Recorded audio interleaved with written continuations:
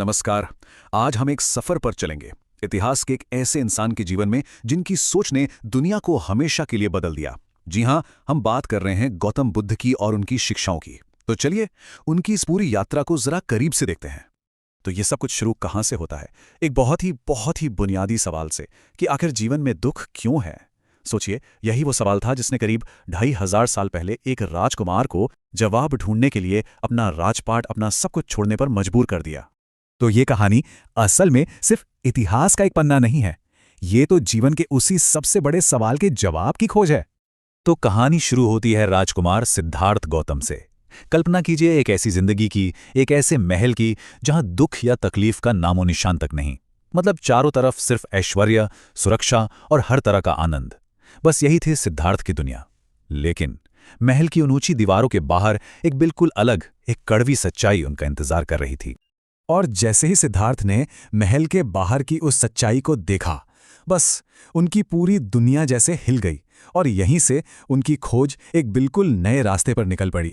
सिर्फ 4, जी हां, बस 4 ऐसे नज़ारे थे जिन्होंने सिद्धार्थ के लिए सब कुछ बदल कर रख दिया। इन्हीं 4 दृश्यों ने उन्हें जिंदगी की उस कड़वी हकीकत से रूबरू कराया जिसे हम दुख कहते हैं। तो क्या थे वो 4 दृश्य? पहला, एक बूढ़ा और कमजोर इंसान। दूसरा, एक बीमार व्यक्ति जो दर्द से तड़प रहा था। तीसरा, एक शव। और चौथा, एक शांत भाव वाला तपस्वी। पहली 3 मुलाकातों ने तो राजकुमार को बुढ़ापे, बीमारी और मौत की उस सच्चाई से मिलाया जिससे कोई नहीं बच सकता। लेकिन उस चौथे दृश्य ने, उस तपस्वी ने उन्हें एक उम्मीद दी, एक आध्यात्मिक रास्ते की संभावना दिखाई। और फिर 29 साल की उम्र में उन्हीं 4 दृश्यों को देखने के बाद सिद्धार्थ ने वो फैसला लिया जो कोई सोच भी नहीं सकता था। उन्होंने अपना राजमहल, अपना शाही जीवन सब छोड़ दिया। अगले 6 साल उन्होंने सच्चाई की खोज में घोर तपस्या की, खुद को हर तरह से कष्ट दिया। और फिर 35 साल की उम्र में उन्होंने मध्यम मार्ग यानी मिडिल वे को खोजा और उसी रास्ते पर चलकर उन्हें बोध हुआ, उन्हें ज्ञान प्राप्त हुआ। यही था उनकी यात्रा का सबसे महत्वपूर्ण मोड़। बोध गया में उसी बोधि वृक्ष के नीचे उन्हें ज्ञान की प्राप्ति हुई, वो क्षण जब उन्हें निर्वाण मिला। और पता है, इसी ज्ञान प्राप्ति के बाद सिद्धार्थ गौतम बुद्ध कहलाए। एक दिलचस्प बात यह है कि बुद्ध कोई नाम नहीं है, ये एक टाइटल है, एक उपाधि। इसका मतलब होता है दी अवेकेंड वन, यानी वो जो जाग गया है, वो इंसान जिसने परम सत्य को जान लिया है, उसे पहचान लिया है। लेकिन बुद्ध ने जो खोजा वो सिर्फ उनके अपने लिए नहीं था। उन्होंने एक तरह से इंसान होने की जो पूरी स्थिति है उसका एक मौलिक निदान, एक फंडामेंटल डायग्नोसिस खोज निकाला, एक ऐसा सच जो हम सब पर लागू होता है। तो चलिए अब बुद्ध की पहली और सबसे जरूरी शिक्षा को समझते हैं। यही वो चीज है जो उनके पूरे दर्शन, उनकी पूरी फिलॉसफी का आधार है, और वो है दुख का सच।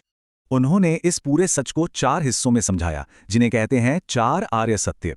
और ये बिल्कुल एक डॉक्टर के तरीके जैसा है। देखिए, सबसे पहले स्टेप 1, समस्या को पहचानो।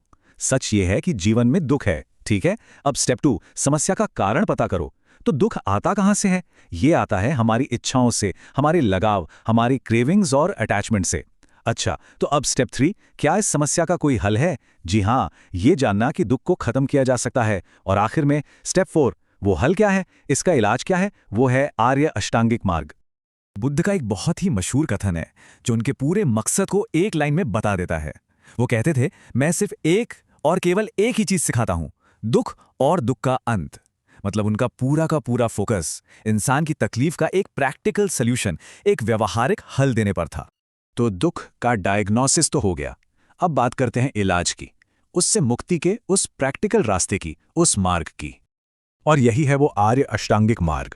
इसे मुक्ति का एक प्रैक्टिकल रोड मैप समझिए। इसमें 8 बातें हैं जिन्हें मोटे तौर पर 3 हिस्सों में देख सकते हैं। पहला हिस्सा है बुद्धि या विजडम, मतलब सही समझ और सही सोच। दूसरा है नैतिक आचरण या एथिकल कंडक्ट, यानी सही बोली, सही काम और रोजगार का सही तरीका। और तीसरा है मानसिक अनुशासन या मेंटल डिसिप्लिन, जिसमें आते हैं सही कोशिश, सही जागरूकता और सही ध्यान। कुल मिलाकर ये दुखों की जड़ से मुक्त होकर जीने का एक पूरा तरीका है। और जब इस रास्ते पर चलते हैं तो मंजिल क्या है? वो है निर्वाण। अब ये समझना बहुत जरूरी है कि निर्वाण कोई जन्नत या कोई जगह नहीं है, ये तो मन की एक हालत है, अ स्टेट ऑफ माइंड। ये वो अवस्था है जब लोभ, घृणा और अज्ञान, इन 3 तरह की आग पूरी तरह से बुझ जाती हैं। ये एक गहरी, बहुत गहरी शांति और दुख से पूरी तरह आजादी की हालत है। तो इस पूरी बातचीत का निचोड़ क्या है?